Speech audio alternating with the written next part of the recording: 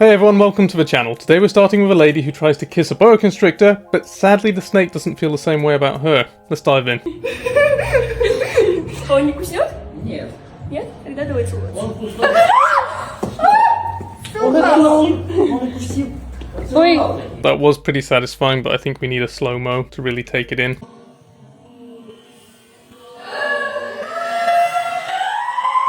I see this over and over again, people trying to dance with snakes, play with them, kiss them, forgetting that they're not toys. They still have some wild instincts, and in the wild, something putting its face up to you means it's going to eat you. So sometimes they respond in kind.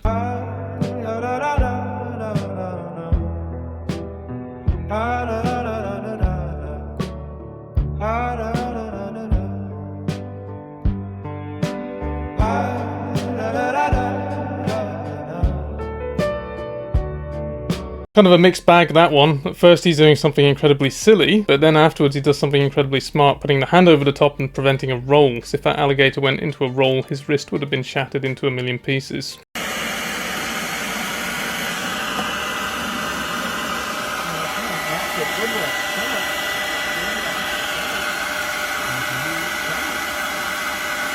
So this is Sunshine Coast Snake Catchers, and I've gone over to them for a palate cleanser because they always do smart stuff and they do interesting stuff, so they're an account worth checking out.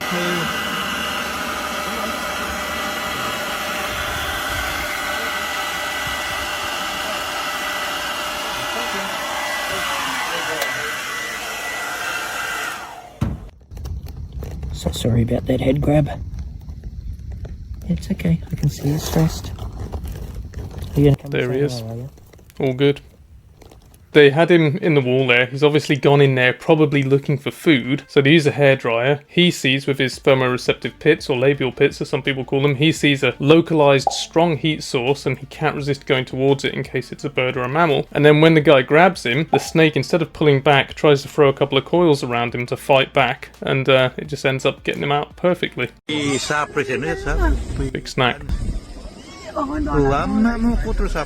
Big snake. Okay.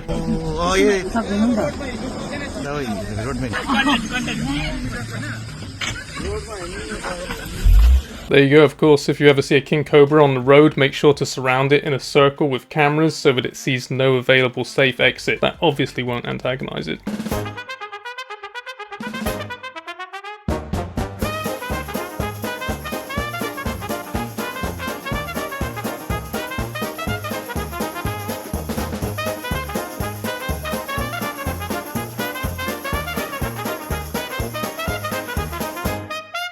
Typical Florida softshell behaviour. The cop was doing a good deed, but obviously the turtle wanted to go in the water. And Florida softshell turtles are an awesome species. I'd say they are one of the fastest turtles, both on land and in water. Se colocar essa pedrinha aqui embaixo dela, não dá? Isso. Fazer tipo uma base Isso. e arrastar ela? Devagarinho. Não, já deu bom aqui, ó. Aham. Belíssimo.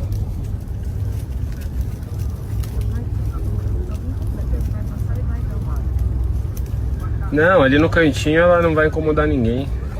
A maioria não vai nem ver. Não, pra galera não ver mesmo, né? Tem nada que possa botar aqui não.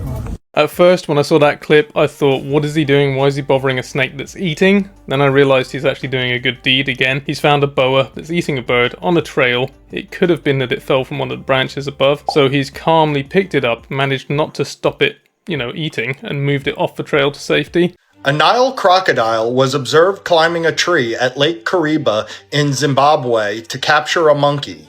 Evolutionary biologists consulted on this finding have noted that tree climbing behavior in Nile crocodiles has been increasing in frequency over the past decade. It is now believed that the species may be in the early stages of an evolutionary transition toward tree hunting. If the current behavioral trends continue, scientists project that within 50 to 100 years, the Nile crocodile could become a tree-dwelling apex predator. Okay, so I really doubt that evolutionary biologists assume you could document an evolutionary shift taking place over just 1 decade. To me, that sounds more like a shift in behaviour brought about by a difference in, long-term weather cycles, complementarity between habitats, or changes to habitat due to human behaviour, for example. Interestingly, people don't seem to grasp very often that an aquatic species can climb, it can move around on land, a terrestrial species can swim, or it can climb trees. They're not stuck in their niche. I'm looking at cracks with it. That's always good.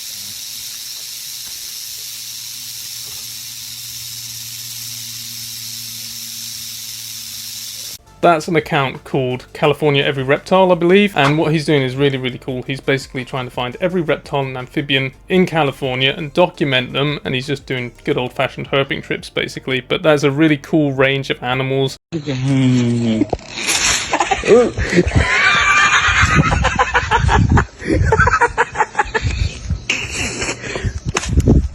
lascou.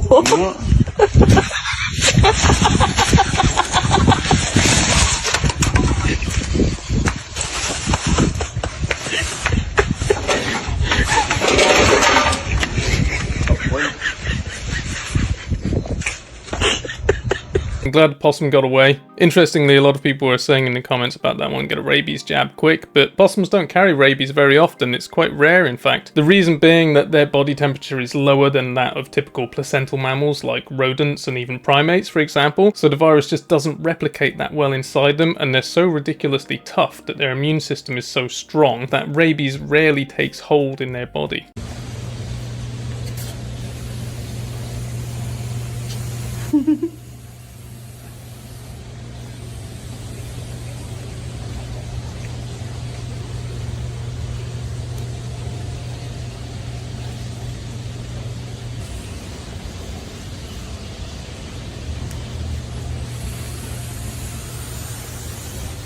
Whenever I see the retics in that place, they seem to be chronically gravid or obese, and people will see that and they'll be like, oh, that could be dangerous, that snake might grab her. Honestly, it probably won't. It's so well fed, I don't think it has much of a food drive left for big meals, and that is absolutely nothing like the lean, agile, potentially dangerous retics that you could see in the wild, for example.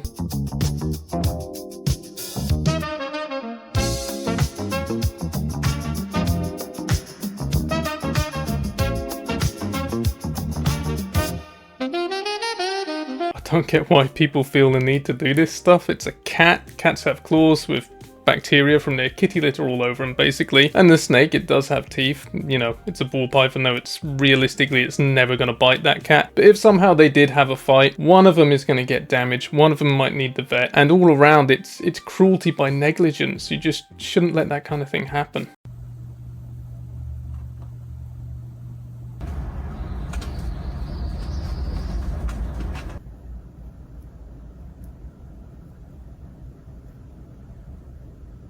Fascinating to see a tarantula that had lost some legs, and over a few molts it's grown them back. It's completely repaired. They can do that when they're younger or a bit smaller, but the male tarantulas, once they've done their final molt and they're full grown, they can't molt anymore, so they'd just be stuck without legs, basically. Yeah.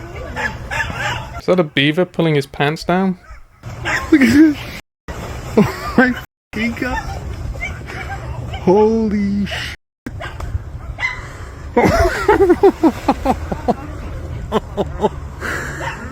Such a level of stupidity and disrespect going on here that it's just breathtaking, basically. Attacking people. I've never seen grown adults fighting a beaver before. That's a first for me. Any case, they were right next to its dam. They'd set up camp there to have a meal or whatever, right next to the beaver's dam. Beaver thinks my family's threatened, so it goes to defend them. That's all there is to it, really. There's not much to understand. If you see a wild animal, move away from it, give it some space, and then that kind of thing doesn't happen.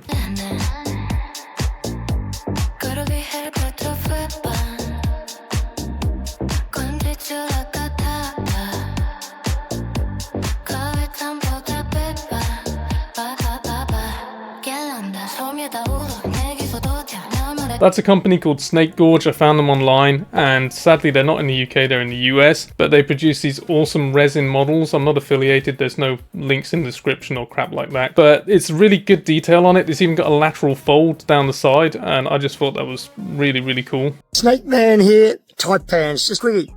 Coastal taipans by request. I've had a few people ask me questions about coastal taipans. They wanted a video on them, so you've got it. Okay, there's two here, both of them males. One's about to shed his skin. I actually pulled some skin off just a moment ago. They are mega deadly. No one's ever survived a bite without anti-venom. No one besides myself has the balls to pick up two at once. Do not copy this at home. There is only Snake Man.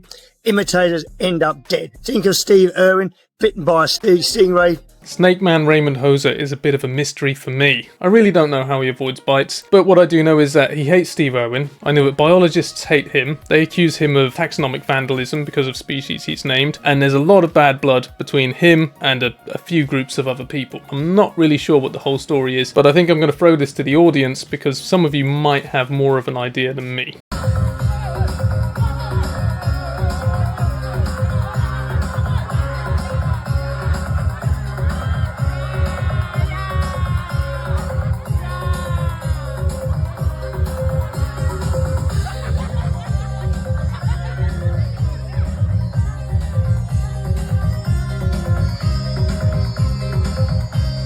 That was like Michael Jackson's Thriller meets Mickey Mouse with a snake thrown in. That was something, again, beyond my explanation. Finding every reptile and amphibian in Michigan, part 23. Check out one of the weirdest turtles in Michigan, the spiny softshell. With its pancake-like body and snorkel nose, this turtle is unmistakable. Like the name suggests, the spiny softshell has a soft, rubbery shell, lacking the hard scutes you find on most turtles. While this lack of armor can make them more susceptible to predation from herons and large fish, their streamlined body turns them into lightning-fast swimmers, and among the fastest freshwater vertebrates in the world. In addition to avoiding predators, their speed along with their long neck and sharp-edged jaws make them a formidable predator, preying on a variety of fish, insects, and crustaceans. Spiny softshells can be found in rivers and lakes across much of the lower peninsula, especially in areas with sandy or muddy bottoms, as they love to burrow in the substrate. And while buried, they'll often use their snorkel-like nose to quietly breach the surface, allowing them to breathe while remaining nearly invisible to predators and prey. Softshells don't bask as much as your typical turtle, however, they still can be seen soaking up the sun on sloping banks and logs. Female spiny softshells can reach an impressive size of up to 19 inches in carapace length, putting them among the largest turtles in Michigan, right alongside the common snapping turtle we featured back in episode 6. And like the snapper, softshells are the only other Michigan turtle to lay spherical eggs, typically in June or early July. Large females can lay up to 39 eggs that hatch in late August or September, but they can go on to live for over 50 years. And as always, let's let this one go. That was really cool. Another good account there, finding reptiles in Michigan. The eastern spiny softshell is probably my favourite species of turtle in the world, and if you are in the US, it's really good to learn about turtles because you are a turtle mega diversity country. You have an incredible diversity of turtles compared to other regions in the world. Spiny softshells, what's really cool as well, I noticed, I used to catch a lot when I was a kid. The females get that kind of camo pattern on their back as they grow up, whereas a lot of the males actually keep that nice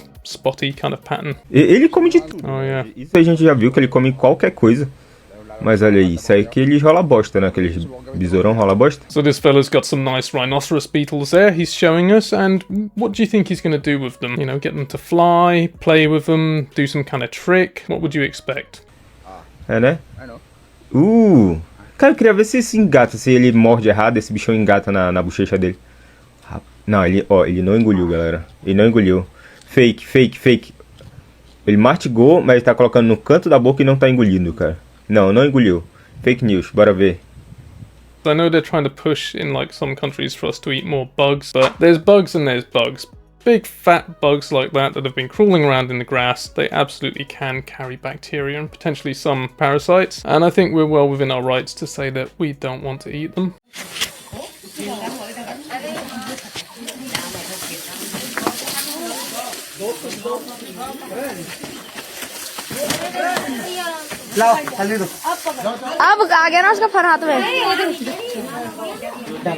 Pretty impressive handling, really.